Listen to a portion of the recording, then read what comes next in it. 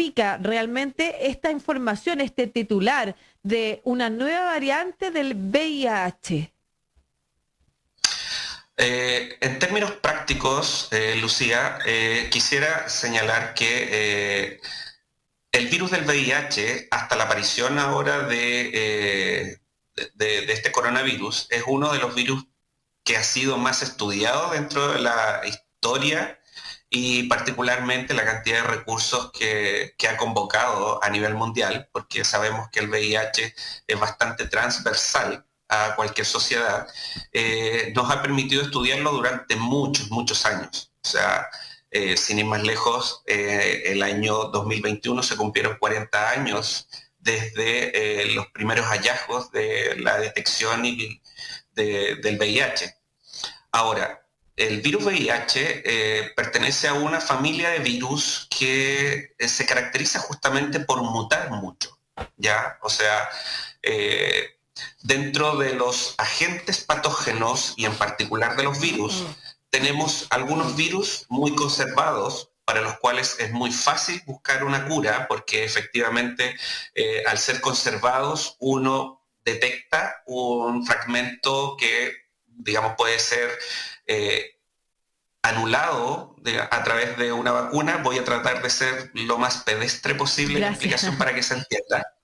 Entonces tenemos virus conservados y tenemos virus variables. Dentro de los virus variables, evidentemente, como varían mucho, van evolucionando de manera distinta hacia cepas más virulentas y en particular, respecto a esta noticia, el VIH, Lucía, no es un solo ente del cual nosotros hemos escuchado durante mucho tiempo. Existen dos tipos de VIH, el VIH-1, el VIH-2, y dentro del VIH-1 tenemos tres grupos que se llaman M, N y O, y dentro del grupo N, o principal, o major, están todos los subtipos.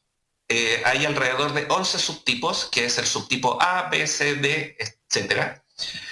Y en ese contexto, en ese subtipo B, es el que infecta básicamente a Occidente. Hablamos de Estados Unidos, de Europa y también en Chile, que ha sido caracterizado básicamente ese subtipo. Ahora, ¿por qué digo todo esto? Porque efectivamente, cuando uno estudia el genoma de los virus, tú te vas a dar cuenta que hay algunos fragmentos que cambian mucho y en particular el VIH.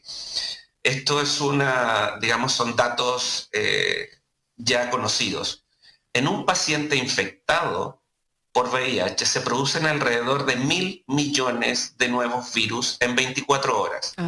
Estamos hablando de un paciente infectado sin terapia, ¿ok? Cada uno de esos virus tiene al menos una mutación, ¿ya? Porque eso es intrínseco a la infección por VIH debido a que su maquinaria para reproducirse, ¿ya?, para replicarse, hace que cada virus que nace en una célula infectada ya tenga una mutación. Ahora, ¿qué significa esto? Efectivamente, nosotros sabemos, la comunidad médica y científica sabe que una persona infectada por VIH, si uno pudiera extraer dos virus de ese paciente y verlos, uno va a ser distinto al otro. Es decir, perfecto, no es un virus único y tenemos estos virus que mutan mucho. Perfecto. Ahora, entonces, primero, para aclarar, parte de la información no es primera vez que se descubre una mutación en el virus de VIH, sino que es parte de sus características. Exactamente, y eso hace que hasta ahora haya sido imposible que podamos encontrar una vacuna o una cura. Porque imagínate tú que si estás infectada por VIH y te sirve una vacuna en particular, en 24 horas vas a tener un montón de virus distintos para los cuales la vacuna no sirve. Entonces, eso a grandes rasgos, insisto, esa es una de las características del VIH. Respecto a esta noticia en particular, que es, digamos, la VB larga, significa que lo que pudieron describir este grupo científico es algo que nosotros ya habíamos visto clínicamente. Se sabe, por ejemplo, que dentro de las personas infectadas con VIH, en donde se describe una gaussiana, en donde la mayoría de los pacientes sin terapia va a desarrollar el síndrome de inmunodeficiencia adquirido o SIDA en un periodo de entre 5 y 7 años, ¿ya? Tenemos algunos que se demoran 3 o 2 años y hay otros que se demoran 10. Clínicamente a cada grupo nosotros les llamábamos los progresores rápidos, aquellos que evolucionaban rápidamente a SIDA, y lo otro le llamábamos progresores lentos, es decir, que se demoraban mucho en llegar a etapa SIDA.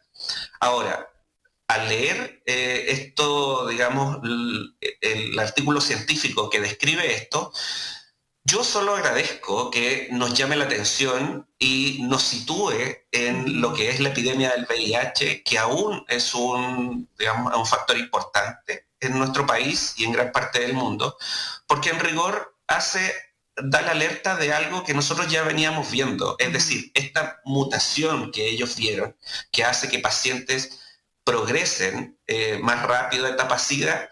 Yo creo que ellos descubrieron particularmente y lograron describir el virus que hace que nosotros tengamos progresores rápidos. Perfecto. ¿Por qué? Porque aunque tengamos este virus, el virus sigue siendo sensible a todas las terapias y por lo tanto los tratamientos que nosotros tenemos actualmente sirven para tratar a estos pacientes. Perfecto. O sea, lo que se ve como una noticia muy alarmante y negativa inicialmente tiene de positivo que en realidad es que hoy la investigación científica le ha puesto nombre y ha descubierto cómo funciona este virus que hace mucho tiempo en la experiencia clínica se observaba, que es el virus que termina haciendo que algunas personas generen o desarrollen la enfermedad mucho más rápido que otras.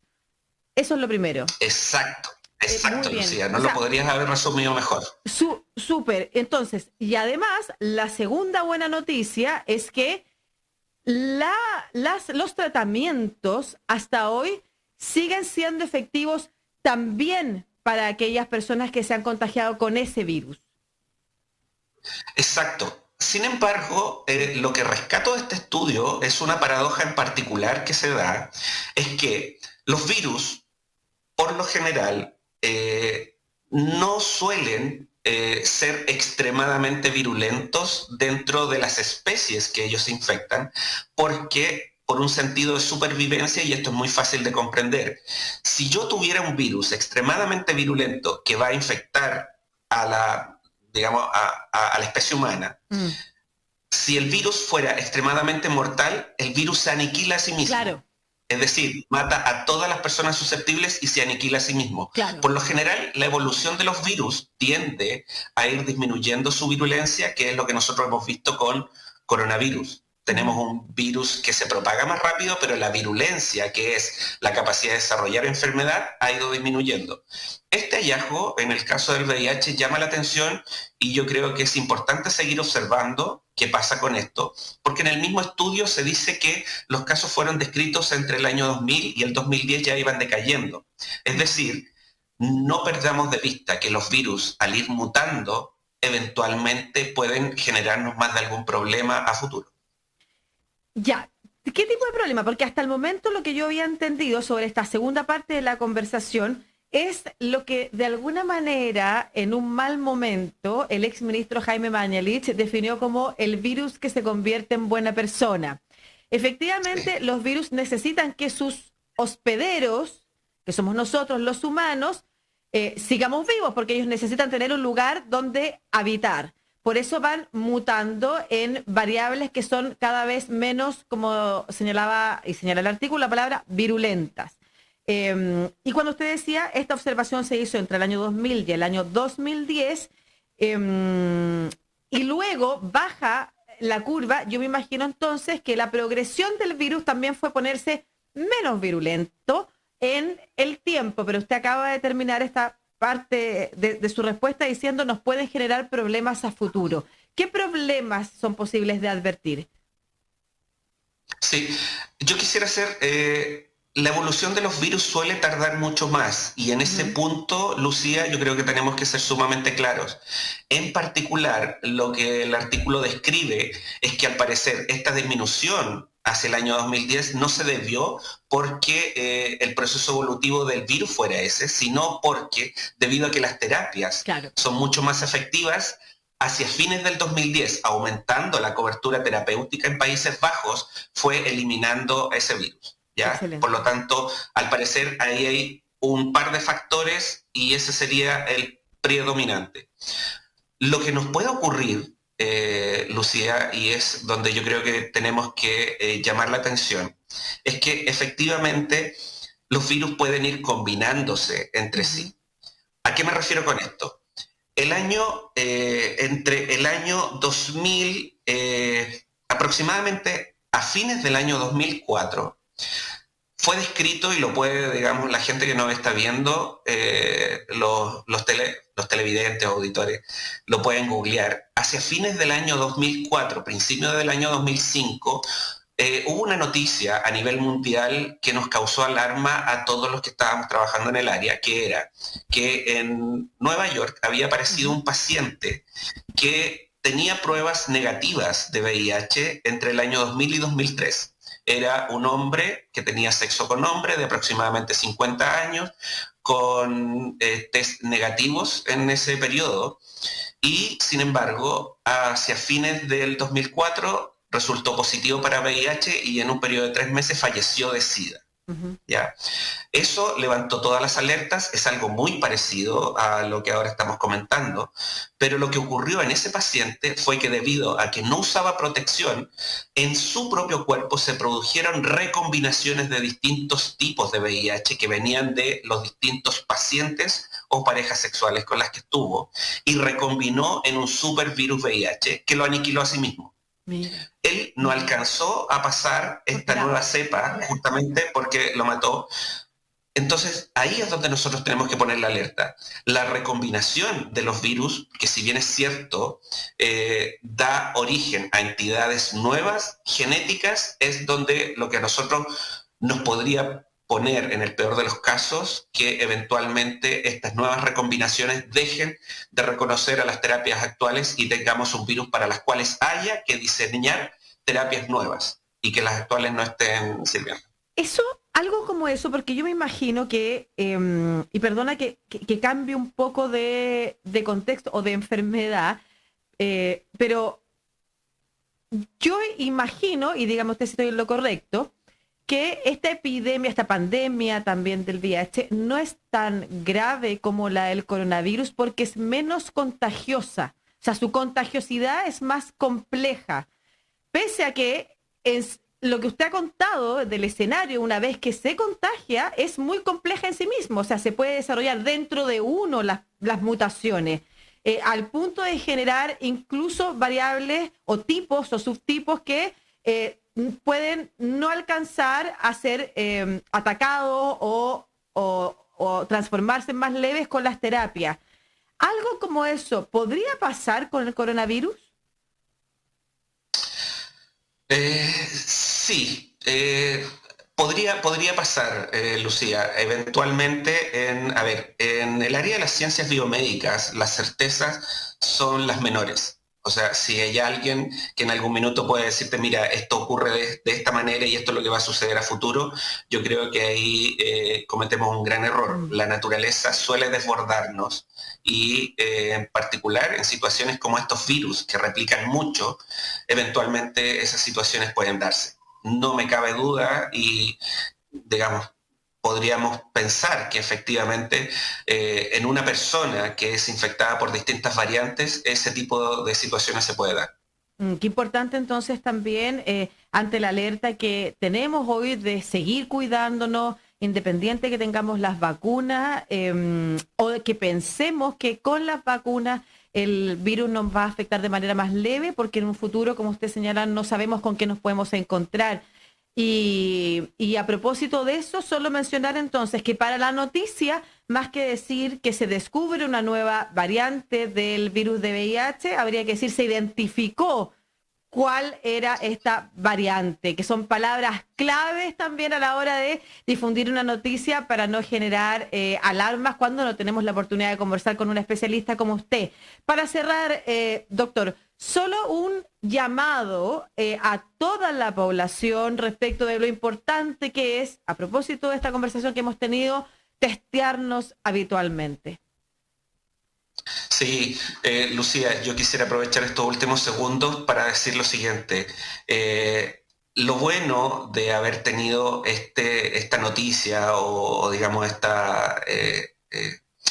este boom con las Ujú. palabras que se describió, que nos aterrice en el tema del VIH. Es aplicable para los virus que mutan mucho y podríamos tener una tarde entera hablando de las similitudes que podríamos encontrar en la infección por VIH y la de coronavirus, pero específicamente en VIH.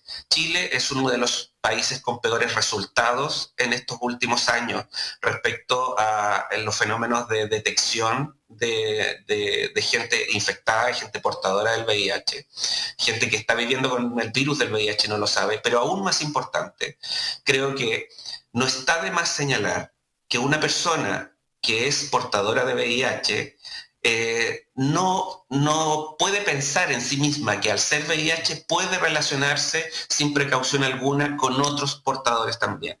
¿Ya? Mm. Tenemos acá un tema que se llama prevención secundaria. La prevención primaria es no adquirir el virus, pero la prevención secundaria, de la cual se habla muy poco, es qué cuidados tiene que tener una persona VIH para tener una vida sexual placentera, pero al mismo tiempo seguir cuidándose porque estas nuevas variantes que puede adquirir pueden transformar su propia infección en una superinfección y evidentemente traer todos estos problemas de los cuales hemos hablado.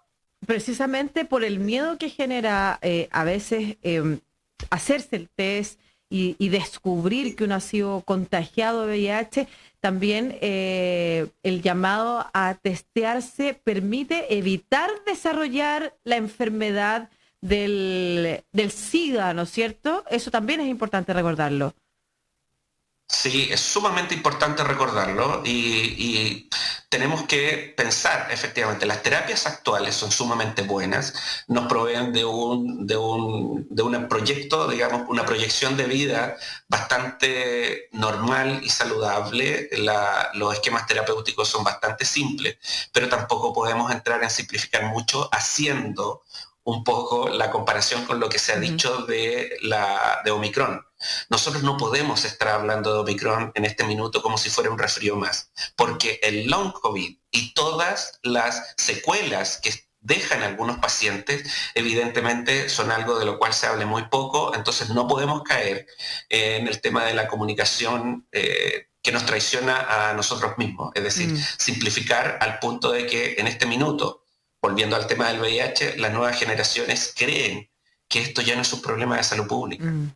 Y eso yo lo encuentro terrible. O sea, seguimos teniendo muchos contagiados por VIH y eso tenemos que pararlo en algún minuto porque de lo contrario, esto no sabemos lo que nos depara el futuro. Claro que sí, y además están las otras enfermedades o infecciones de transmisión sexual también a las que se expone eh, no solamente el público joven, ojo también, y este es un llamado que hago a quienes nos escuchan todos los días, quienes crecimos sin que, o generaciones más adultas, sin que fuera un tema, sin que el uso de la precaución a la hora de tener cualquier tipo de actividad sexual fuera un tema. Está aumentando también exponencialmente el contagio de VIH y de otras enfermedades de transmisión sexual en la población mayor. Y eso es importante también tomarlo en cuenta, no solamente nosotros mismos, sino que a la hora de hacer comunicación de riesgo desde las instituciones públicas. Muchas gracias, doctor William Acevedo, Exactamente. bioquímico, virólogo, jefe de microbiología y medicina molecular del Hospital de Enfermedades Infecciosas, doctor Lucio Córdoba. Súper clara toda su explicación. Un abrazo.